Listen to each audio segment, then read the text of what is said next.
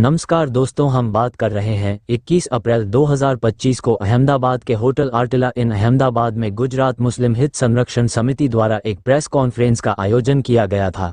इस press conference में पत्रकारों को वक्फ संशोधन अधिनियम 2025 और गुजरात सरकार द्वारा गुजरात के लोगों के लिए समान नागरिक संहिता लाने की तैयारी के बारे में बताया गया।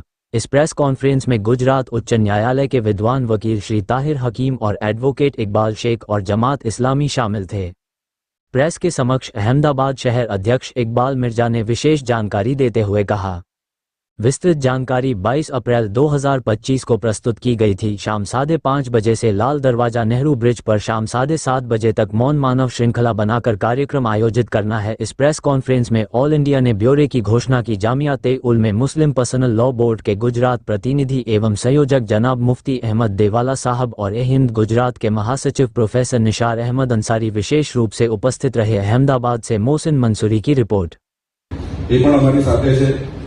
અને એમના પછી જે નિશાર અહેમદ અંસારી સાહેબ જે ગુજરાત મુસ્લિમ હિત રક્ષક સમિતિ જે તેનો સક્રિય મેમ્બર છે અને જમીયતુલ ઉલમા જે સૌથી મોટું સંગઠન છે એના ગુજરાતના જનરલ સેક્રેટરી પણ છે. ત્યારબાદ છે